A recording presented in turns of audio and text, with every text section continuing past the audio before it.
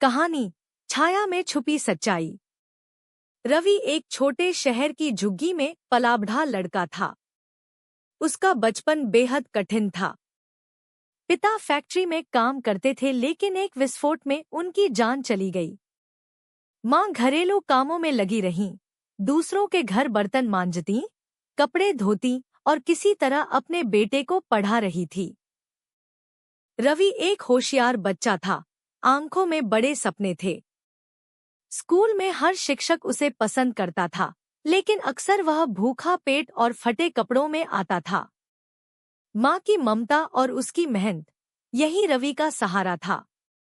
वक्त बदला, रवि बड़ा हुआ और कॉलेज में दाखिला लिया। मगर परेशानियां नहीं रुकीं। माँ को गंभीर बीमारी हो गई, किडनी फेलियर, डायलिसिस, दवाएं और टेस्ट, सब कुछ इतना महंगा कि रवि की दुनिया जैसे ठहर गई। कॉलेज के बाद वो कैफे में काम करता, होर्डिंग लगाता, बच्चों को ट्यूशन देता, लेकिन जितना कमाता उतना हमेशा कम पड़ता।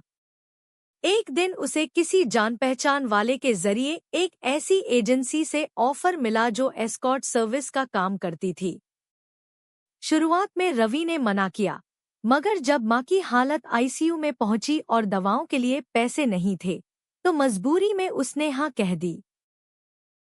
बस यहीं से उसका अंधेरा सफर शुरू हुआ। रातों में वो कॉल बॉय का काम करता, दिन में कॉलेज और अस्पताल भागता। वह खुद से नफरत करने लगा, लेकिन हर बार माँ के चेहरे की चिंता उसे खामोश कर देती। उसका शरीर अब एक सौदा बन चुका था, किसी के शौक के लिए और किसी की जान बचाने के लिए। फिर एक दिन ऐसा आया जिसने उसकी पूरी जिंदगी उलट दी। एक पार्टी में उसे एक वीआईपी क्लाइंट के पास भेजा गया, जो किसी मंत्री का बेटा था। शराब, नशा और घमंड से भरा हुआ। वह रवि के साथ जबरदस्ती करने लगा। रवि ने विरोध किया, झगड़ा हुआ और धक्का लगते ही वो आदमी सिर के बल फर्श पर गिरा। खून बहने लगा और वो वहीं मर गया। रवि डर गया, भाग निकला। एजेंसी ने उसे छुपा लिया। लेकिन अगली सुबह देश भर की मीडिया में सनसनी फैल गई, मंत्री के बेटे की हत्या।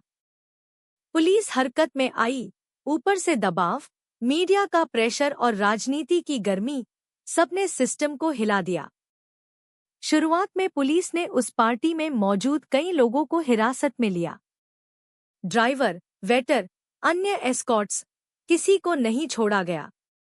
सबको अलग अलग थानों में रखा गया। कुछ पर दबाव बनाया गया, कुछ को झूठ बोलने के लिए मजबूर किया गया। मगर कोई भी सही जानकारी नहीं दे पाया। पुलिस को शक हुआ कि ये एक साजिश है, शायद राजनीतिक दुश्मनों ने हत्या करवाई हो। एक अफसर ने सीसीटीवी फुटेज निकलवाने की कोशिश की, लेकिन वो पहले ही डिलीट किया जा चुका था। मोबाइल कॉल्स भी क्लोन किए गए थे, जिससे नंबरों की पहचान मुश्किल हो गई। केस एकदम उलझ चुका था। एक बड़ा मोड़ तब आया जब पुलिस ने उस एजेंसी के एक पूर्व कर्मचारी को पकड़ा। उसने कबूल किया कि रवि नाम का लड़का उस रात क्लाइंट के साथ गया था। पुलिस को अब एक नाम मिला। उन्होंने शहर के होटलों, लॉज और पुराने कॉल डेटा की जांच शुरू की। आखिरकार एक पुराने होटल की रजिस्टर एंट्री में रवि की फोटो और फर्जी नाम से की गई बुकिंग मिली। इसके बाद पुलिस ने शहर भर में जाल बिछाया। रवि को एक पुराने फ्लैट से गिरफ्तार किया गया। हिरासत में रवि टूट गया, लेकिन उसने कहा कि उसने मर्डर नहीं किया, वो तो बस खुद को बचा रहा था। पुलिस को यकीन नहीं हुआ। उन्होंने उस पर तीसरे डिग्री का इस्तेमाल किया। रवि का चेहरा मीडिया में वायरल हुआ। उसे कॉल बॉय कातिल कहा जाने लगा। मंत्री ने खुलेआम कहा, मेरे बेटे के कातिल को फांसी दिलवाऊंगा। मामला कोर्ट में गया। सरकारी वकील ने रवि को जानबूझकर हत्या करने वाला बताया, लेकिन बचाव पक्ष ने सबूतों की कमी और रवि की मजबूरी पर जोर दिया।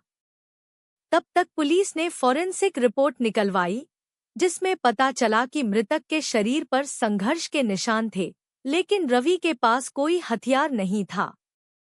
इसी दौरान एक चौंकाने वाला मोड़ आया। पार्टी में मौजूद एक और ग्राहक ने गुप्त रूप से बयान दिया कि मंत्री का बेटा खुद हिंसक हो गया था और रवि ने सिर्फ बचाव किया था। ये बात पहले वो डर के कारण छुपा रहा था। अब केस की दिशा बदलने लगी। कोर्ट ने पूरे मामले की दोबारा जांच के आदेश दिए। कई और लोगों से दोबारा पूछताछ हुई। पुलिस को एजेंसी के मालिक के लैपटॉप से डिलीट की गई वीडियो फाइल रिकवर हुई, जिसमें संघर्ष का एक हिस्सा कैद था। इससे साफ हो गया कि हत्या जानबूझकर नहीं, बल्कि दुर्घटनावश हुई थी। अब पुलिस ने एजेंसी के मालिक को भी गिरफ्तार किया, जिसने सबूत मिटाए और रवि को छुपाया। कोर्ट ने रवि को आत्मरक्षा में हुई दुर्घटनावश मौत के आधार पर 5 साल की सजा सुनाई, जबकि एजेंसी मालिक को सबूत छुपाने और गैरकानूनी व्यापार के लिए 7 साल की सजा मिली। रवि जेल में गया। पहले महीनों तक वो चुप रहा, टूट चुका था। फिर एक सामाजिक संस्था उससे मिली और उसे किताबें, थेरेपी और पढ़ाई के लिए प्रेरित किया। उसने धीरे धीरे खुद को फिर से खड़ा किया। जेल में वो अन्य कैदियों को पढ़ाने लगा। 5 साल बाद जब वो बाहर आया, माँ इस दुनिया में नहीं थी। लेकिन अब रवि पहले जैसा नहीं था। वो समाज को, सिस्टम को और खुद को समझ चुका था। उसने ठान लिया कि वो अब उन बच्चों को गिरने से पहले संभालेगा, जो मजबूरी में गलत रास्तों पर चले जाते हैं।